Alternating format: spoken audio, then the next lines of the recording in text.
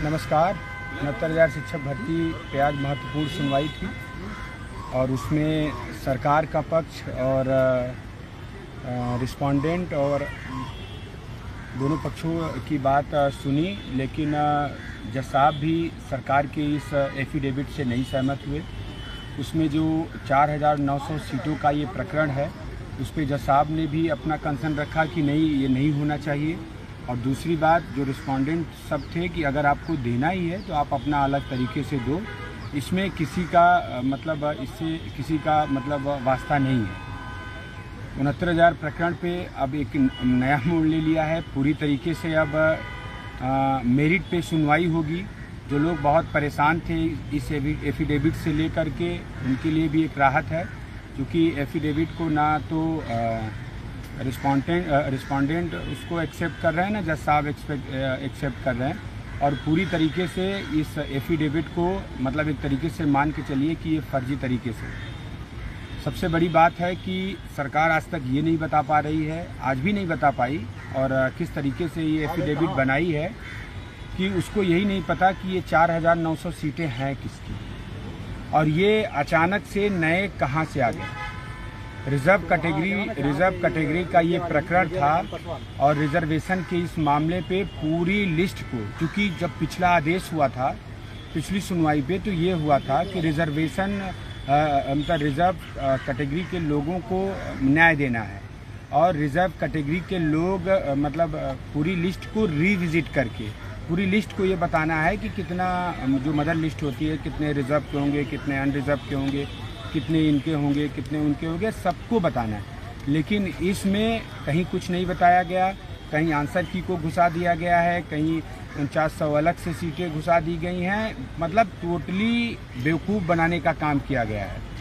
तो अब नई डेट जो है वो एक हफ्ते बाद है, अगले मंगलवार को। उस पर 20 पेज के 5-5, 6-6 जो रिस्पोंडेंट हैं या फिर पिटिशनर्स हैं, 5-5 लोग अपना 20-20 पेज का वो फिर से रिटर्न आर्गूमेंट जमा करेंगे। हम लोग भी अपनी तरफ से जमा करेंगे, क्योंकि हम लोगों का इस लिस्ट में चयन हुआ है, तो हम लोगों का बहुत ज़्यादा विरोध नहीं है। लेकिन ये 4,900 जो सीटें हैं, इसकी जवाबदेही सरकार को देनी पड़ेगी, और हम लोग ये पूरी तरीके से चाहते हैं कि 4,900 ऐसे लोगों का इसमें सेलेक्ट हो जो नीचे से आते हों, और या तो हाई कोर्ट में याची थे या यहाँ पे याची हैं, इनका भी कर सकते हैं। ठीक है, तो अभी बहुत सारी चीज़ें हैं। बीएड पे भी, बीएड बीटीसी मामले पे भी ऐश्वर्या भाटी, क्योंकि जब उस पर बात होने लगी तो ऐश्वर्या भाटी ने कहा कि सुप्रीम कोर्ट का आदेश था देवेश शर्मा का, इस वजह से हमने उसको क्लेरिफाई किया है, बाकी आपकी इच्छा। जज साहब का उस पर बहुत ज़्यादा कंसर्न नहीं था, उन्होंने उसको न्यूट्रल ही वे में देखा। हालांकि सब लोग अपना रिटर्न आर्गूमेंट जमा करेंगे, और हम लोग तो देखिए, अगर ये लिस्ट फेयर नहीं होती है, अगर ये 4,900 सीटों का नहीं होता है, तो हम लोग साफ सुथरी बात की पूरी मदर लिस्ट ये यहाँ प्रोवाइड कराएं। कितने लोग जो ओबीसी का कट ऑफ है और जनरल का कट ऑफ है, इसके बीच के लोग, जो कि अब तो डिसाइड हो गया है कि भाई 69 पॉइंट कुछ उनका है जनरल का, और ओबीसी का 55.95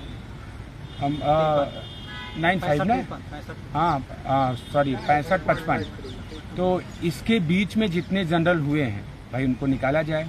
अभी बहुत सब लोग हैं, बहुत अच्छी बात है, बहुत खुशी की बात है कि जो एक्चुअल में अवैध हैं भाई, हमारे जो संघर्ष करने वालों का हो रहा है, नहीं हो रहा है, अगर ये लीपापोती की जा रही है तो हमारे संघर्ष करने वाले साथियों के साथ लीपापोती हो।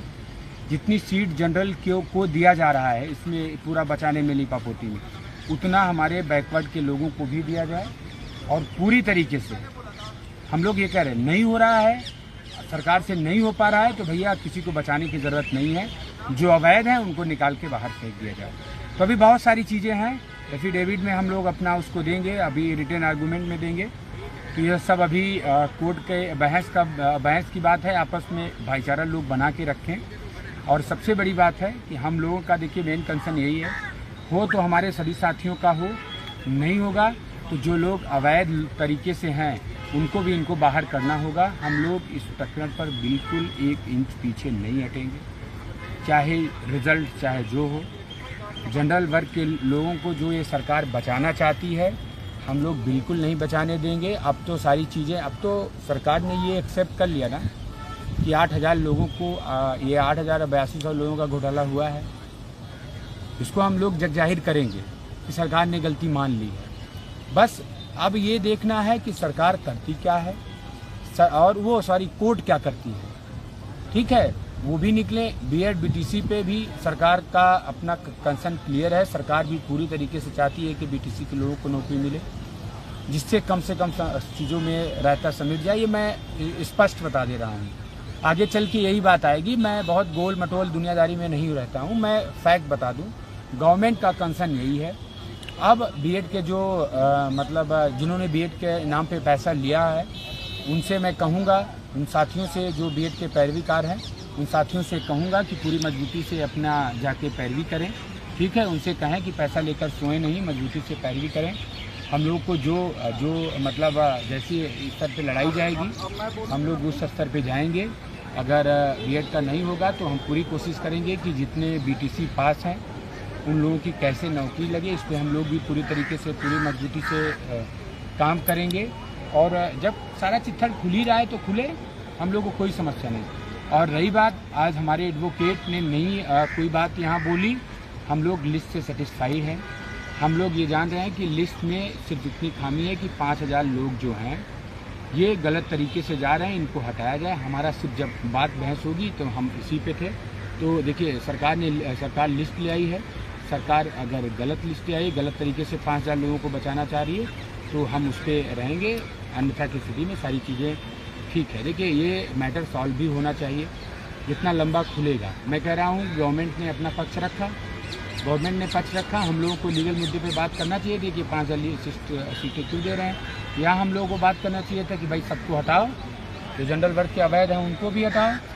ये कौन सी बात होती है? अगर सरकार गोल मटोल कर रही है तो फिर हम लोग भी पूरी मजबूती से उसके खिलाफ लड़ेंगे। ठीक है, तो अब तो सबका सिलेक्शन करना पड़ेगा फिर। धन्यवाद। भागो।